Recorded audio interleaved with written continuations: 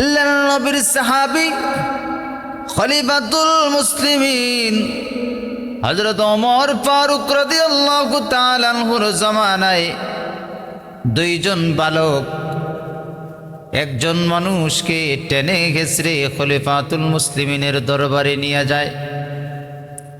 খলিফাতুল মুসলিমিন আমিরুল মুমিনিন খলিফাতুল মুসলিমিন হযরত ওমর ফারুক রাদিয়াল্লাহু তাআলা আনহুর দরবারে নিয়ে উপস্থিত হয়ে বলতেছেন, ওগো আমিরুল মুমিনিন, আমরা যেই যুবককে এনেছি ওই যুবক আমাদের বাবাকে হত্যা করেছে।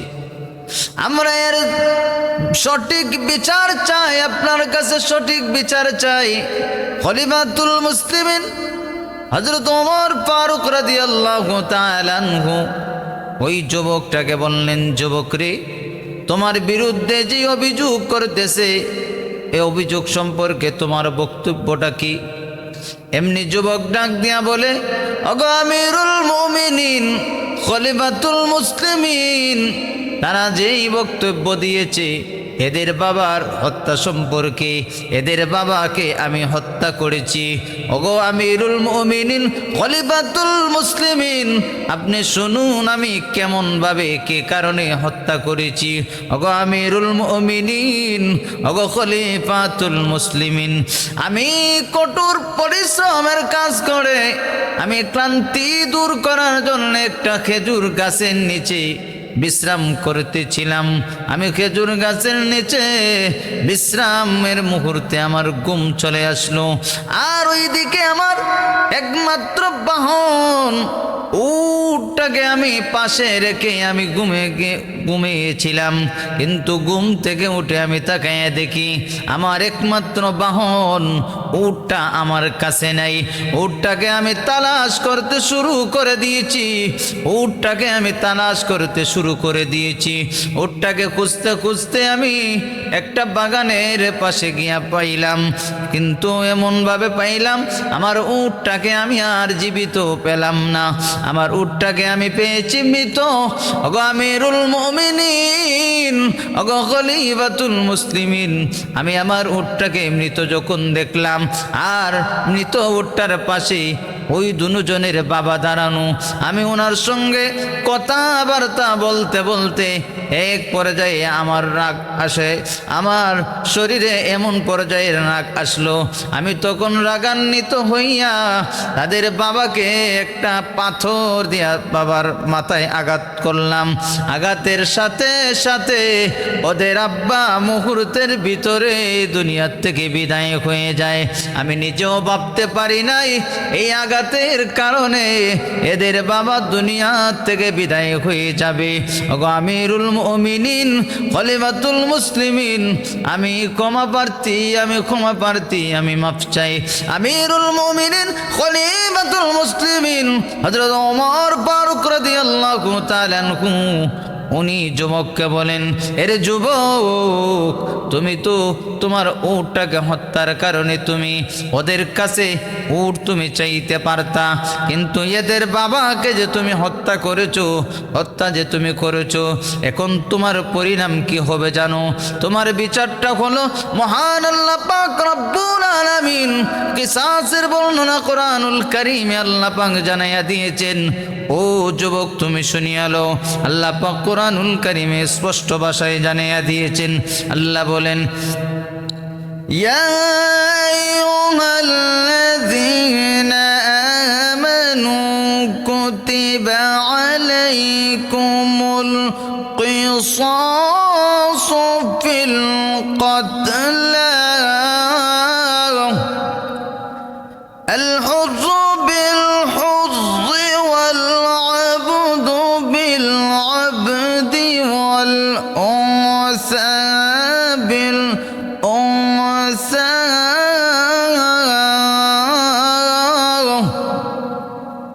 আল্লাহ দুনিয়ার পয়গম্বর আল্লাহর নবীর সাহাবী খলিফাতুল মুসলিমিন হযরত ওমর ফারুক রাদিয়াল্লাহু তাআলা আনহু যুবকটাকে বলেন, রে যুবক, আল্লাহ পাক কোরআনুল কারীমে জানাইয়া দিয়েছেন কিসাসের বর্ণনা, তুমি যে হত্যা করেছো হত্যার বদলে তোমারও হত্যা। ও পৃথিবীর মানুষেরা, ভালো করিয়া শুনিয়া রাখো, হত্যার বদলে হত্যা এটা আমিরুল মুমিনিনের কোনো কথা না, এটা স্বয়ং ফয়সালা করে দিয়েছেন মহান আল্লাহ। এজন্য হত্যা যারা করে হত্যার বিচার হত্যা করা। খলিফাতুল মুসলিমিন হযরত ওমর ফারুক রাদিয়াল্লাহু তাআলা ওই যুবককে বলেন, যুবক রে, এখন তোমার মৃত্যুদণ্ড। খলিফাতুল মুসলিমিন ওই যুবককে মৃত্যুদণ্ডের কথা যখন বলেছেন, এমনি যুবক ডাক দিয়া বলে, ওগো আমিরুল মুমিনিন, ওগো খলিফাতুল মুসলিমিন, আপনি আমাকে কয়েকদিন সময় দিন, আমি বাড়িতে যাই। বাড়িতে যাওয়ার পর আমার কাছে কিছু আমানত রাখা আছে, আর আমার কিছু ঋণ আছে, আমি এইগুলা পরিশোধ করে ওইগুলা আমানত যেটা আছে আমি ওই আমানতটা যার আমানত রাখা আছে ওদেরকে দিয়া, আর আমার কাছে যারা ঋণ পায় আমি ওই ঋণগুলা পরিশোধ করে আমাকে কয়েকটা দিনের সময় সুযোগ আপনি দিন। খলিফাতুল মুসলিমিন হযরত ওমর ফারুক রাদিয়াল্লাহু তাআলা আনহু বলেন, আরে যুবক, তোমাকে আমি সময় দিব। কি বিশ্বাসে আমি তোমাকে সময় সুযোগ দিব? কারণ তুমি তো মৃত্যুদণ্ড আসামি, তোমাকে মৃত্যুদণ্ড কার্যকর করা হবে। এখন তুমি যদি এখান থেকে যাইতে হয় তাহলে তুমি জামিনদার রেখে যাও। ওই লোকটা এখন কাকে জামিন রাখবে? কে তার জামিন হবে? কেউ তাকে চিনে না, কেউ তাকে চিনে না, এখানে কোনো আত্মীয় স্বজন নাই, কে তার জামিন হবে? হাউস ভরা মানুষ, কিন্তু ওই লোকটার জামিন তো কেউ হলো না, কেউ হয় না, কোনো সারা শব্দ নাই, কেউ যে হবে। যুবকটা নিরুপায় হইয়া দাঁড়ায় আছে। খলিফাতুল মুসলিমিন দেখতেছেন যুবকটা নিরুপায় দাঁড়ায় আছে। হঠাৎ দেখা যায় একজন মানুষ, উনি লাফ দিয়া দাঁড়াইছেন। উনি আর কেউ না, উনি আর কেউ না, যেনার নাম হলো হযরত আবু যর গিফারি রাদিয়াল্লাহু তাআলা আনহু। উনি দাঁড়াইয়া বলতেছেন, ওগো আমিরুল মুমিনিন, ওগো খলিফাতুল মুসলিমিন, আমি ওই যুবকের জামিনদার হলাম। সুবহানাল্লাহ। খলিফাতুল মুসলিমিন হযরত ওমর ফারুক রাদিয়াল্লাহু তাআলা আনহুকে লক্ষ্য করে আবু যর গিফারি বলতেছেন, ওগো আমিরুল মুমিনিন, আমি ওই যুবকের জামিনদার হয়ে গেলাম। জামিনদার যখন হয়ে গেলেন তখন হযরত ওমর ফারুক রাদিয়াল্লাহু তাআলা আনহু ওই যুবকটাকে কয়েকটা দিনের জন্য উনি দিয়া দিলেন। কয়েকটা দিন নির্ধারিত একটা সময়সীমা দিয়া ওই যুবকটাকে ছেড়ে দেওয়া হলো। আগামী জুমা পর্যন্ত তোমাকে ছেড়ে দেওয়া হলো। আগামী শুক্রবার, আগামী জুমাবার, এর ভিতরেই তুমি মসজিদে নববীর মধ্যে উপস্থিত হইবা। মসজিদে নববীর জুমার নামাজের পরে মৃত্যুদণ্ড কার্যকর করা হবে। ওই ঘোষণা দেওয়ার পর হযরত আবু যর গিফারি রাদিয়াল্লাহু তাআলা আনহু উনি ওনার বাড়িতে চলে গেলেন। আর যুবক তুফানের গতিতে কুরায় চড়ে তার মাইলের পর মাইল দূরত্ব তার বাড়ি, ওই দিকে সে রওনা দিয়েছে। সুবহানাল্লাহ। যুবক তুফানের গতিতে তার বাড়িতে রওনা দিয়েছে। বাড়িতে যাইয়া তার মা বাবা এবং স্ত্রীর, নববধূ স্ত্রীর কাছ থেকে জীবনের শেষ বিদায় নিতেছে। তার ঘটনাটা ভালো করে এদের সামনে খুলে বলেছে। তার কাছে আমানত রাখা তার যে ঋণগুলা আছিল অতি দ্রুত আকারে এইগুলা সেরে মা বাবার কাছ থেকে জীবনের মতো শেষ বিদায়, নববধূর কাছ থেকে জীবনের মতো শেষ বিদায় নিয়ে ঘটনা বিস্তারিতভাবে এদেরকে শোনায় আসলো। তোমরা আমাকে মাফ করে দাও, কারণ আর তোমাদের সাথে পৃথিবীর জমিনে আর দেখা হবে না, কারণ আমার উপরে মৃত্যুদণ্ড কার্যকর করা হবে। ওই দিকে যুবক মদিনায় আসার জন্য রওনা দিয়ে দিচ্ছে তুফানের গতিতে। শুক্রবার দিন সকালবেলা এখনো যখন মদিনায় ওই যুবকটা আসে নাই, খলিফাতুল মুসলিমিন হযরত ওমর ফারুক রাদিয়াল্লাহু তাআলা আনহু রাষ্ট্রীয় বার্তাবাহক এক চিঠি দিয়া আবু যর গিফারি রাদিয়াল্লাহু তাআলা আনহুর বাড়িতে পাঠাইয়া দিলেন, তুমি যাও আবু যর গিফারির কাছে ওই চিঠিটা তুমি দিবা, আবু যর গিফারির কাছে ওই চিঠিটা তুমি নিয়ে দিবা। আমিরুল মুমিনিনের পক্ষ থেকে রাষ্ট্রীয় ওই চিঠিটা, উনি ওই বার্তাবাহক যখন আবু যর গিফারির বাড়িতে ওই চিঠিটা নিয়ে দিল, চিঠির মধ্যে লেখা আছে, ও আবু যর গিফারি, তুমি আজকে শুক্রবার জুমার নামাজে মসজিদে নববীর মধ্যে তুমি প্রস্তুতি নিয়ে আসবা, কারণ যুবক যদি ঠিক টাইমে উপস্থিত না হয় তাহলে তোমার উপরে মৃত্যুদণ্ড কার্যকর করা হবে, তোমার উপরে মৃত্যুদণ্ড কার্যকর করা হবে। এমন কথা যখন মদিনার মানুষেরা শুনলো, আজকে এখন পর্যন্ত ওই যুবক, যেই যুবকের প্রতি মৃত্যুদণ্ড কার্যকর করা, ওই যুবক কিন্তু এখনো আসে নাই, তাহলে আজকে তো মৃত্যুদণ্ড কার্যকর করা হবে আবু যর গিফারি রাদিয়াল্লাহু তাআলা আনহুর প্রতি। আবু যর গিফারি এমন একজন সাহাবী যার সম্পর্কে নবীজি বলেছেন, আমার একজন সাহাবী যে একা একা থাকবে, একা একা মৃত্যুবরণ করবে, আর তার মৃত্যুবরণের পর একদল মানুষ তার জানাজার কাফন দাফনের ব্যবস্থা করবে। উনি একজন সাহাবী হযরত আবু যর গিফারি রাদিয়াল্লাহু তাআলা আনহু, উনিও খলিফাতুল মুসলিমিনের ওই চিঠিটা উনি পড়লেন। চিঠিটার মধ্যে তো লেখা, আবু যর গিফারি, তুমি জুমার নামাজ মসজিদে নববীর মধ্যে এসে পড়বা, মসজিদে নববীর মধ্যে তুমি আইসা পড়বা প্রস্তুতি নিয়া, কারণ তোমার উপরে মৃত্যুদণ্ড কার্যকর করা হবে যদি ওই যুবক ঠিক টাইমে উপস্থিত না হয়। হযরত আবু যর গিফারি রাদিয়াল্লাহু তাআলা আনহু মসজিদে নববীর মধ্যে উনি নামাজ পড়ছেন। এখন পর্যন্ত কিন্তু এই যুবকের আসার কোনো কিছু শোনা যাচ্ছে না, এখন ওই যুবকটা আসে নাই, যেই যুবকের প্রতি মৃত্যুদণ্ড কার্যকর করা হবে, যেই যুবকের ওপর মৃত্যুদণ্ড কার্যকর করা হবে, ওই যুবক কিন্তু এখনো আসে নাই। খলিফাতুল মুসলিমিন হযরত ওমর ফারুক রাদিয়াল্লাহু তাআলা আনহুর কথা অনুযায়ী হযরত আবু যর গিফারি রাদিয়াল্লাহু তাআলা আনহু মসজিদে নববীর মধ্যে উনি নামাজ পড়েছেন। নামাজ শেষ হওয়ার পর মৃত্যুদণ্ড এখন কার্যকর করা হবে।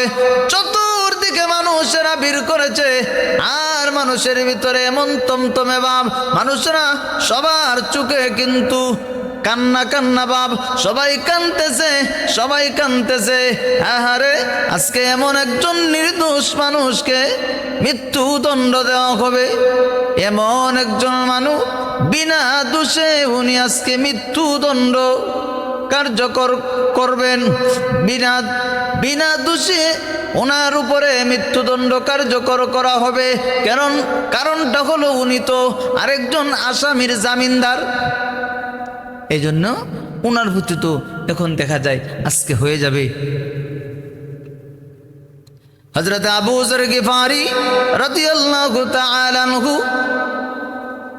উনি কিন্তু হাসি মুখে, উনি দেখা যায় হাসি, ওনার মুখের মধ্যে চোখে হাসি মুখ। হযরত আবু যর গিফারি রাদিয়াল্লাহু তাআলা আনহু উনি দেখা যায় হাসতেছেন, হাস্যোজ্জ্বল চেহারা। উপস্থিত সবাই দেখা যায় কাঁদে, সকল মানুষেরা কাঁদে।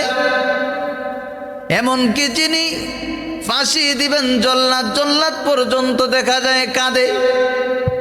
জল্লাদ সামনের দিকে আস্তে আস্তে পাটা বাড়ায়, জল্লাদ এমন ভাবে পা বাড়ায় জল্লাদ বলে মনে হয় আমার পায়ের মধ্যে কে জানি পাথর বেঁধে রেখেছে, আমার পা তো এত দ্রুত আকারে সামনের দিকে আগায় না। সকল মানুষ দেখা যায় কাঁদে, উপস্থিত সকল মানুষেরা কাঁদে, এমনকি যিনি ফাঁসির রায় দিয়েছেন খলিফাতুল মুসলিমিন, আমিরুল মুমিনিন, খলিফাতুল মুসলিমিন হযরত ওমর ফারুক রাদিয়াল্লাহু তাআলা আনহু পর্যন্ত ভারাক্রান্ত হৃদয় নিয়ে আছে। পৃথিবীর মানুষেরা ভালো করে শুনুন, হযরত আবু যর গিফারি রাদিয়াল্লাহু তাআলা আনহুর মৃত্যু কার্যকর করা হবে। উপস্থিত সকল মানুষেরা কাঁদে, জল্লাদ কাঁদে, আমিরুল মুমিনিন কাঁদে। হঠাৎ দেখা যায় একজন সাহাবী ডাক দিয়ে বলতেছেন, রে জল্লাদ থামো থামো, ওই যে দেখা যায় মরুভূমিতে ডোলার পায়ের ধুলা উড়িয়ে ঘোড়া দিয়ে কে যেন আসতেছে। ও জল্লাদ তুমি একটু থামো, একটু থামো, ওই কে? আমরা উনাকে দেখি, ওনাকে দেখার পর এরপর তুমি কার্যকর করবা, কোনো অসুবিধা নাই। সকল মানুষেরাই ওই দিকে কে যেন ঘোড়া দৌড়ায় দ্রুত গতিতে আসতেছে, দোলা বালু উড়াইয়া কে যেন আসতেছে তুফানের গতিতে। রাত যখন উনি উপস্থিত যখন হয়েছেন, সকল মানুষেরাই দেখতে পেল ওই যেই যুবকের মৃত্যুদণ্ড কার্যকর করা হবে, ওই যুবক দেখা যায় উপস্থিত হইয়া যুবক বলে, ওগো আমিরুল মুমিনিন, ওগো খলিফাতুল মুসলিমিন, আমি মাফ চাই, কারণ আমি ঠিক সময়ে আসতে পারি নাই, ঠিক সময়ে উপস্থিত না হওয়ার কারণে আপনাদের কাছে আমি ক্ষমা প্রার্থী। আপনি আমাকে মৃত্যুদণ্ড দিয়া আমাকে পবিত্র করুন, আর আমার জামিনদার ভাইকে আপনি ছেড়ে দিন। আমাকে আপনি মৃত্যুদণ্ড দিয়া আমাকে পবিত্র করুন, কারণ যেন আমি কিয়ামতের কঠিন ময়দানে আমি যেন এমন অপরাধী না হই, আমি যেন পরিষ্কার পরিচ্ছন্ন হইয়া মালিকের দরবারে যেন আমি হাজিরা দিতে পারি। ওগো আমিরুল মুমিনিন, ওগো খলিফাতুল মুসলিমিন, আপনি আমার মৃত্যুদণ্ড কার্যকর করুন। এমনি খলিফাতুল মুসলিমিন ওই যুবককে ডাক দিয়া বলেন, এরে যুবক, তুমি তো জানো তোমার উপরে মৃত্যুদণ্ড কার্যকর করা, তুমি যে আবার ফেরত আসলা, এর কারণটা কি আমি আগে জানতে চাই। চিন্তা করছেন? জানে যুবক যে তার উপরে মৃত্যুদণ্ড, কারণ আপনি আমাদের দেশের মধ্যে যদি এমন হইতো, তাহলে কি মনে করেন যে মৃত্যুদণ্ড আসামি যদি ছুটে যায়, তাহলে যে আর আবার আপনার কাছে আইসা মৃত্যুদণ্ড বরণ করবে, এবং মানুষ খুঁজে পাওয়া সম্ভব না, অসম্ভব। ওই যুবক যেই মাত্র আমিরুল মুমিনিন জিজ্ঞাসা করলেন, যুবক রে, তোমার উপরে মৃত্যুদণ্ড কার্যকর করা, কিন্তু তুমি যে আবার আসলা, এর কারণটা কি? আমিরুল মুমিনিনের কথায় যুবক ডাক দিয়া বলে, ওগো আমিরুল মুমিনিন, কোন মানুষ যেন এই কথা বলতে না পারে। একজন মুসলমান বিপদে পড়েছিল, আর আরেকজন মুসলমান তাকে সাহায্য করতে এসে সে নিজেই ক্ষতিগ্রস্ত হয়েছে, এমন কথা যেন কেউ না বলতে পারে। এই জন্য আমি উপস্থিত হয়েছি, কারণ এমন কথা যেন কেউ বলতে না পারে। একজন মুসলমান বিপদে পড়ছে, আরেকজন মুসলমান সাহায্য করার জন্য আইসা সে নিজেই বিপদে পড়ছে। আমিরুল মুমিনিন, খলিফাতুল মুসলিমিন এমনি হযরত আবু যর গিফারি রাদিয়াল্লাহু তাআলা আনহুকে জিজ্ঞাসা করলেন, ও আবু যর গিফারি, তুমি যে একজন অচেনা মানুষের জামিনদার হইলা, কারণ কি? আবু যর গিফারি রাদিয়াল্লাহু তাআলা আনহু বলেন, ওগো আমিরুল মুমিনিন, কেউ যেন একথা বলতে না পারে একজন মুসলমান বিপদে পড়েছিল, কোনো মুসলমান তাকে সাহায্য করতে আসে নাই। এই কথা যেন কেউ বলতে না পারে। এবার দেখা যায় যেই দুইজন বালক তাদের বাবার হত্যার বিচার চেয়ে মৃত্যুদণ্ড কার্যকরের জন্য ওই যুবককে খলিফার দরবারে এনেছিল। এদের একজন আওয়াজ দিয়ে বলতেছে, গো আমিরুল মুমিনিন,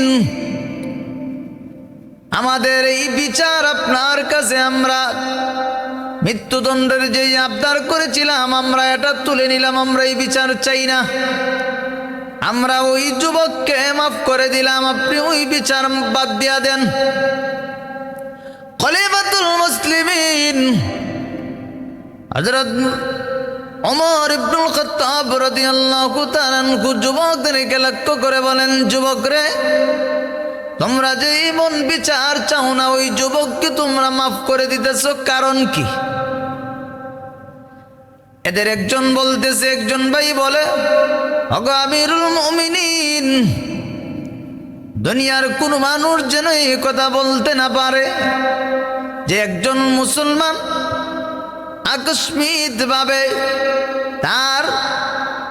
তার অজানা অবস্থায় একটা ঘটনা এমন ভাবে ঘটে গেছে, এমন হত্যা হয়ে গেছে, আর এটার জন্য সে নিজে মাফ চাইল, কিন্তু মাফ চাওয়ার পরেও যাতে যে আমি মাফ দিলাম না। একজন মুসলমান তার অনাকাঙ্ক্ষিত ভাবে একটা ঘটনা ঘটে গেছে, ঘটনা ঘটার পর ওই লোকটাই কিন্তু নিজে স্বীকারোক্তি দিয়া স্বীকার করতেছে যে আমি অপরাধী সাব্যস্ত হওয়ার পর সে নিজে মাফ চাইল। কিন্তু এরপরে যদি কোনো মানুষ মাফ না করে, আমরা যদি মাফ না করি, তাহলে এটা তো হয় না। এই জন্য কোনো মানুষ যেন বলতে না পারে যে নিজে অপরাধী সাব্যস্ত হওয়ার পরও মাফ চাওয়ার পরও যে মাফ দেয় না। এই জন্য যুবকরা বলতেছে, ওগো আমিরুল মুমিনিন, আমরা আমাদের বাবার আসামি, মৃত্যুদণ্ড আসামিকে আমরা মাফ করে দিলাম। ও পৃথিবীর মানুষ, হযরত আবু যর গিফারি রাদিয়াল্লাহু তাআলা আনহু এমন অজানা অচেনা, জীবনে কোনো দিন তার সাথে দেখা হয় নাই, এমন একজন অচেনা মানুষের জিম্মাদার মৃত্যুদণ্ড। কারণ উনি যদি না আসেন, উনার প্রতি যেই লোকটার জামিনদার হয়েছেন, এই লোকটা যদি ঠিক সময়ে যদি উপস্থিত না হইতো, তাহলে মৃত্যুদণ্ড আবু যর গিফারির প্রতি হইতো। সুবহানাল্লাহ। এটাই প্রমাণ করে মুসলমান, ভালো করিয়া শুনে রাখো, সাহাবায়ে কেরাম এমন সাহাবায়ে কেরাম, মুসলমান একজন মুসলমান আরেকজন মুসলমানের প্রতি কেমন দরদ ছিল, এখান থেকে আপনারা কিছু বুঝতে পারছেন।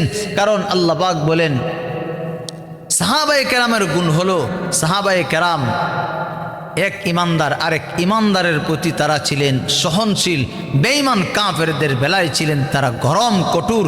পৃথিবীর মানুষেরা সাহাবায়ে কেরামের মতন এমন সহনশীলতা, এমন দয়ানুভাব আমাদের ভিতরেও আল্লাহ পাক পয়দা করে দিন। সবাই বলেন।